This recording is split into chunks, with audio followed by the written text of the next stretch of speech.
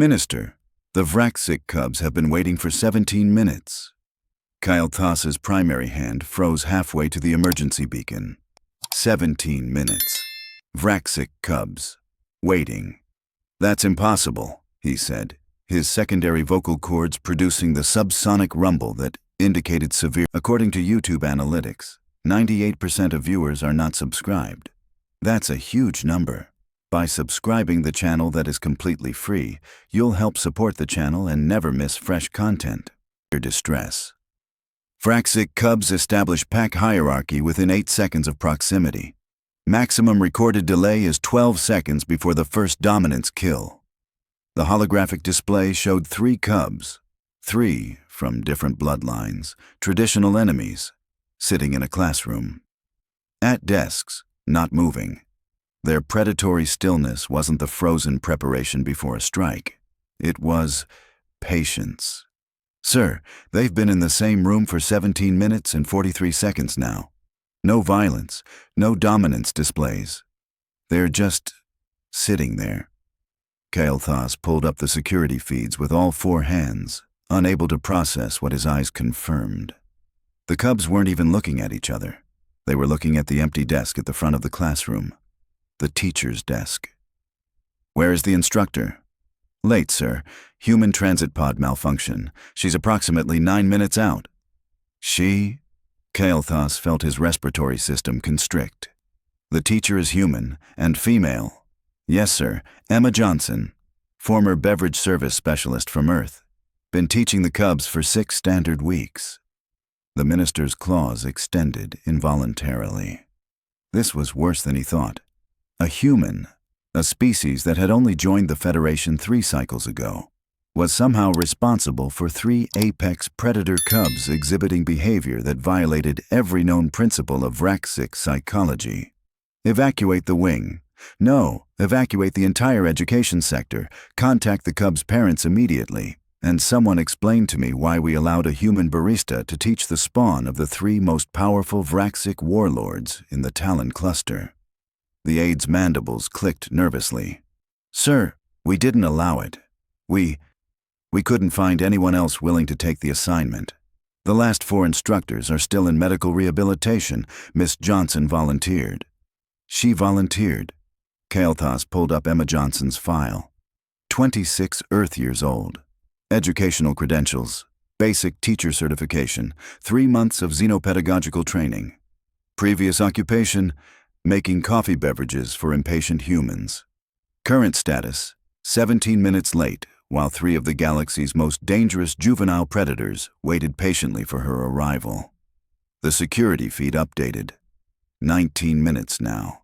One of the cubs, Jotaro's offspring, if Kyle Thas read the ceremonial scars correctly, was organizing papers on the teacher's desk, not destroying them, not marking territory, organizing them.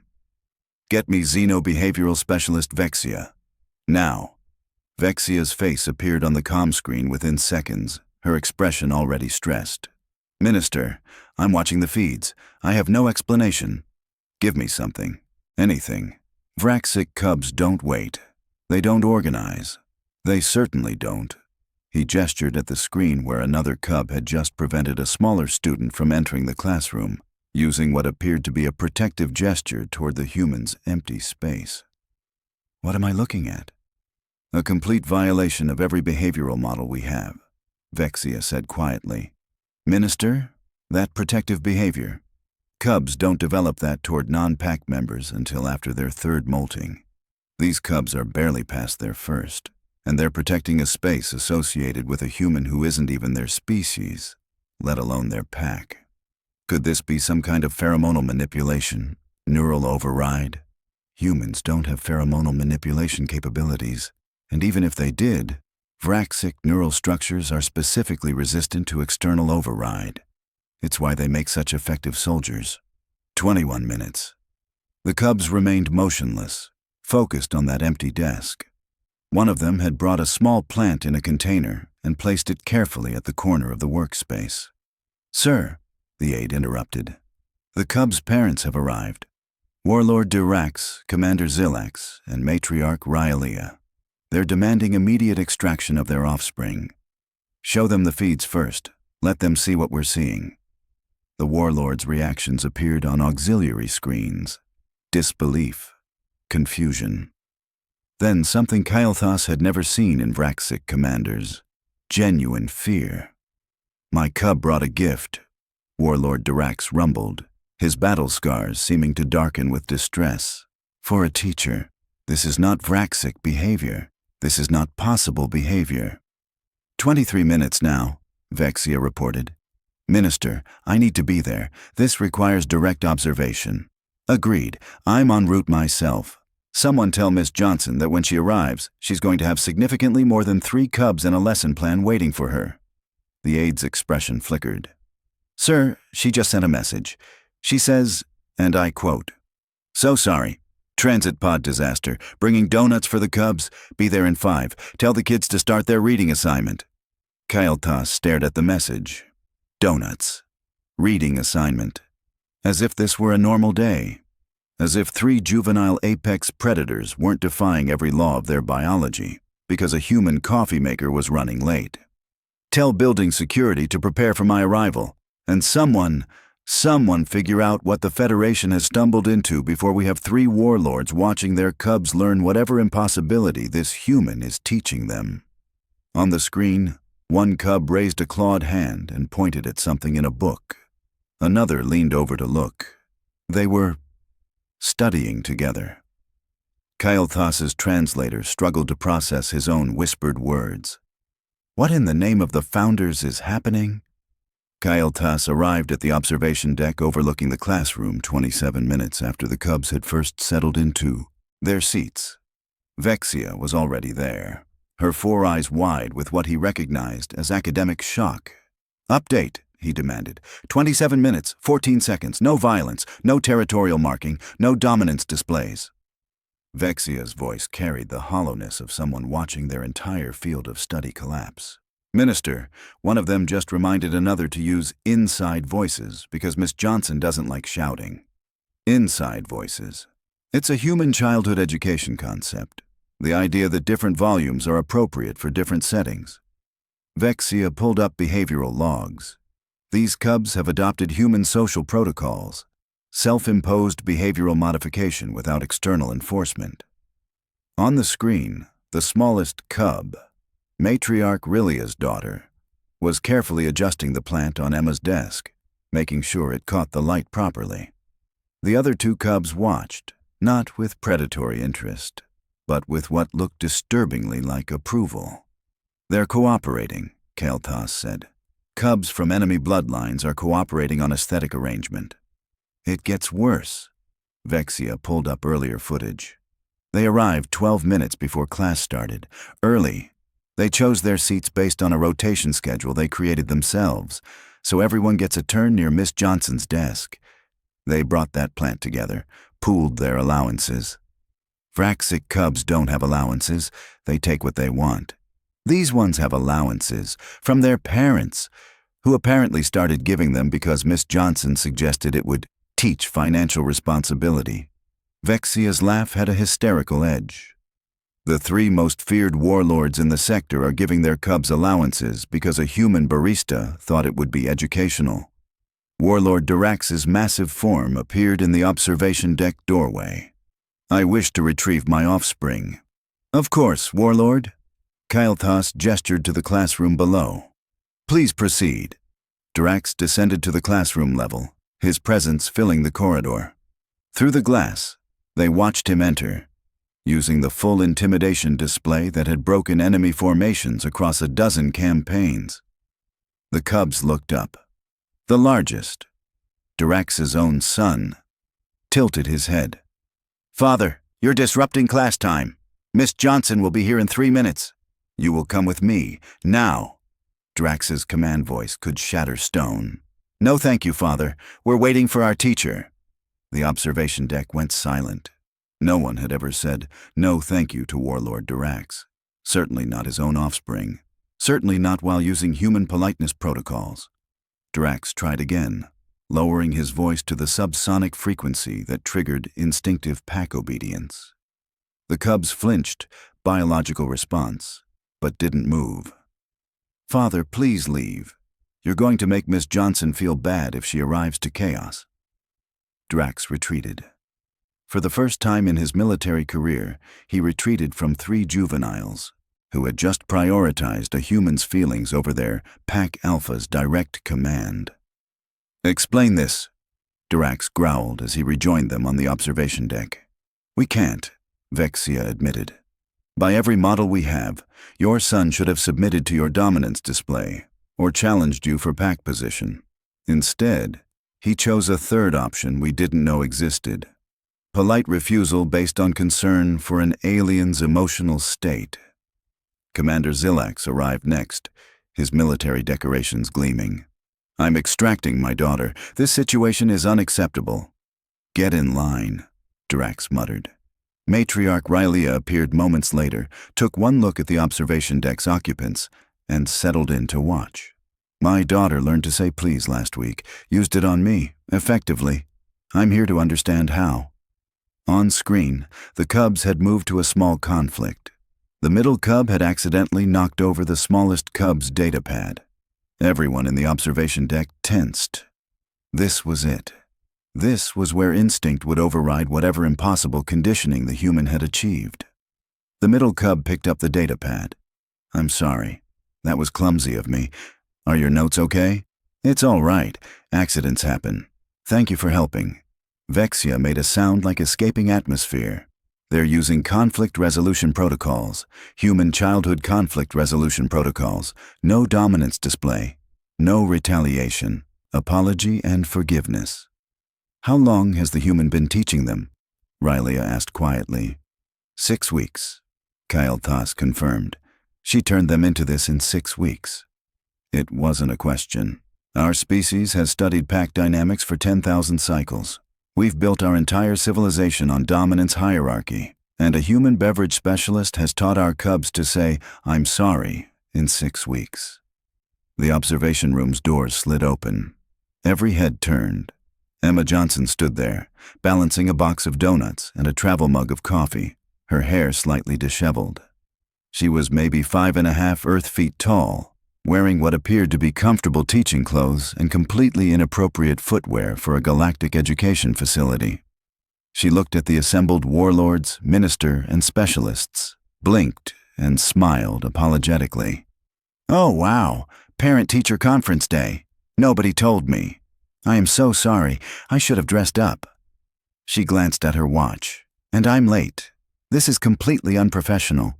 The transit pod just completely died, and then I had to catch another one and—" She trailed off, noticing their expressions. "Is everything okay? Did something happen?" Kael'thas found himself unable to speak. This small human, apologizing for being late, concerned about her clothing, worried that something had happened, while 3 apex predator cubs sat peacefully in her classroom, waiting with the patience of monks because they didn't want to disappoint her. Emma's expression shifted to concern. "Are the cubs okay? They didn't—" She paled slightly. "Did they hurt someone?" "I told them we talked about using our words, not our claws." "The cubs are fine," Vexia managed. "They've been waiting for you, for 32 minutes. Emma's hand flew to her mouth. 32? Oh no. Oh, those poor babies. She hurried past them toward the classroom. "They must be so bored and worried. Excuse me, I need to—" She was through the door before anyone could stop her. The cubs' heads snapped up in unison. But instead of the predatory focus Kael'thas expected, their faces lit up with something he'd only seen in domesticated pack animals. They were happy to see her. "Miss Johnson!" they called in unison, voices carefully modulated to those inside voices. "I'm so sorry, guys." Emma set down the donuts and immediately began distributing them. "The transit pod broke, and I should have sent a better message, and you've all been waiting so patiently. I'm really proud of you for that, by the way. Did you start the reading assignment like I asked?" "Yes, Miss Johnson," the largest cub said. "We're on Chapter 3. We have questions about the protagonist's motivation." Emma beamed. "Excellent. Okay, let's talk about Charlotte's web and why Wilbur's friendship with Charlotte matters. But first, she held up the box. Who wants a donut? You've earned it for being so patient today.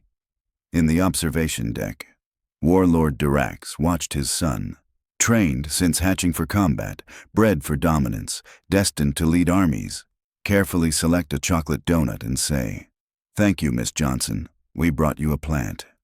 "You brought me a—" Emma noticed the succulent. Her entire face transformed with genuine delight. "Oh my gosh, you guys, this is so sweet. I love it." She picked it up, examining it like it was the greatest treasure in the galaxy. "I'm going to put this right here where I can see it every day. Thank you so much." The cubs practically glowed. Matriarch Rylia leaned back against the observation glass, her expression somewhere between awe and existential crisis. She's pleased by a plant, a common plant, and that pleasure makes them happier than conquest would. "What?" Warlord Dirax asked slowly. "Has this human done to our cubs?" In the classroom below, Emma Johnson began her lesson on friendship, empathy, and the value of kindness, while 3 of the galaxy's most dangerous juveniles listened with rapt attention and took careful notes. Kyle Tass activated his emergency communication array. "Get me the Federation Education Council, all of them. We have a situation that requires immediate attention." "What kind of situation, sir?" He watched Emma laugh at something one of the cubs said, watched them respond with careful, controlled amusement instead of dominance displays. "The kind that changes everything." The Federation Education Council arrived within the hour, filling the observation deck to capacity. Kael'thas had never seen so many senior xenopedagogical specialists in one location outside of the annual symposium. Dr. Lirana, head of the Behavioral Development Institute, pressed her sensory organs against the observation glass. "She's teaching them Earth literature about a spider and a pig. The spider saves the pig's life through writing words in her web," Vexia explained, her voice still carrying that hollow quality. "The central theme is that friendship transcends difference and death, that love and sacrifice matter more than survival instinct."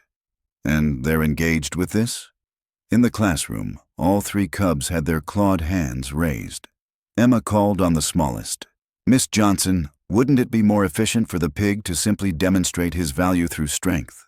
Then the humans would keep him regardless of marketing." Emma smiled. "That's a great observation. But here's the thing. Charlotte understood that the humans weren't thinking logically. They were thinking emotionally. She had to reach their hearts, not their strategic planning. Sometimes the best solution isn't the most efficient one. It's the one that makes people feel something." The cub considered this, then carefully noted it down. Emotional manipulation as a nonviolent conflict resolution strategy. Interesting. "Well, I wouldn't call it manipulation," Emma started. "Reframing established perceptions through emotional narrative," the middle cub offered. "Is that more accurate, Miss Johnson?" "Yes, exactly." Emma's enthusiasm was genuine, infectious. Charlotte changed how the humans saw Wilbur. She made them see him as special, not just livestock. The largest cub's claws tapped thoughtfully. "So perception management is a valid survival strategy, even without dominance display." You could say that, though Charlotte's motivation was love, not strategy. Emma leaned forward conspiratorially. "But between you and me, being kind and making others feel valued is probably the best strategy there is. People, any people, want to protect the things they care about." Dr. Lirana pulled back from the glass. "She's teaching apex predators that emotional connection is a survival trait, and they're analyzing it like it's applicable military strategy. Because to them, everything is applicable military strategy." Commander Zilax said quietly, "They're Vraxic. We don't have a concept for not strategy, but she's—" He struggled for words. "She's teaching them that care can be strategic without being manipulative. That kindness has tactical value. She's doing more than that." Vexia pulled up neural scans they'd been running. "Look at their prefrontal cortex activity. The regions associated with empathy and social cognition. They're firing at rates we've never seen in juvenile Vraxic. She's not suppressing their predator instincts. She's building entirely new neural pathways around them. Matriarch Rylea studied the scans. Our cubs typically don't develop empathy centers until after their third molting, when pack bonds solidify. These cubs are pre-second molting. She's accelerating their social development by years, Dr. Lirana breathed. How? They watched as Emma handed back graded assignments. Each cub received their datapad with a comment written at the top. The smallest cub read hers aloud. Excellent analysis of Templeton's motivations. I love how you connected his self-interest to the larger theme. You're really thinking deeply about these characters. I'm proud of you. The cub's scales flushed with color. A Vraxic pride display, typically reserved for successful hunts. She praises their intellectual achievements the way we praise combat victories, Warlord Dirax observed, and they respond with the same neurochemical reward. Because she makes them feel accomplished, Vexia said slowly, understanding dawning. She makes them feel seen, valued, not for what they can kill, but for what they can think and feel and understand. Emma was explaining the next assignment. I want you to write about a time when someone showed you kindness, how it made you feel, and how you responded. No wrong answers, just honest reflection. The middle cub raised a hand. Miss Johnson, what if we've never experienced kindness before your class? The observation deck went silent. Emma's expression softened. Then write about how it feels to experience it now. Write about what you want to do with that feeling. Sometimes the best thing we can write about is what we're learning as we're learning it. We could write about you, the largest cub said simply. You show us kindness every day. You believe we can be better than our instincts, the smallest added. No one else has believed that before. Emma's eyes glistened. She blinked rapidly. You guys are going to make me cry, and then we're all going to be emotional messes. She laughed, wiping at her eyes. Of course I believe in you. You're brilliant, thoughtful, wonderful students. Why wouldn't I believe in you? Because we're Vraxic, the middle cub said. We're bred for war. So? Emma shrugged. Humans used to fight each other constantly, too. We got better. You can get better. You're already better than you think you are. Dr. Lirana turned away from the glass. She's not using any recognized xenopedagogical techniques. No behavioral reinforcement schedules, no calculated reward structures, no dominance establishment protocols. Then what is she using? Kael'thas demanded. She's just caring about them. Vexia sounded bewildered. She genuinely believes they can be better, so they're becoming better. It's not a technique.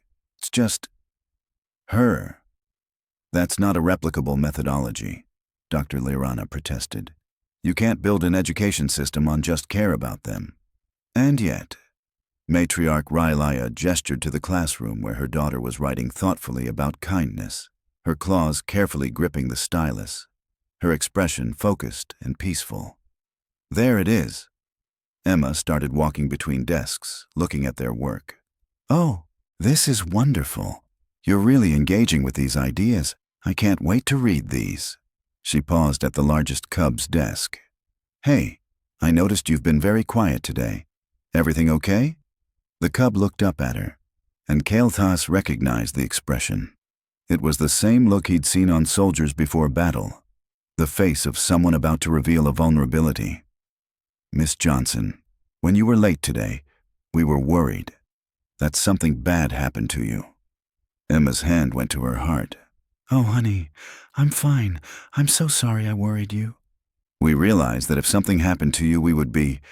The cub struggled for a word that didn't exist in his language. Sad. Very sad. Is that normal?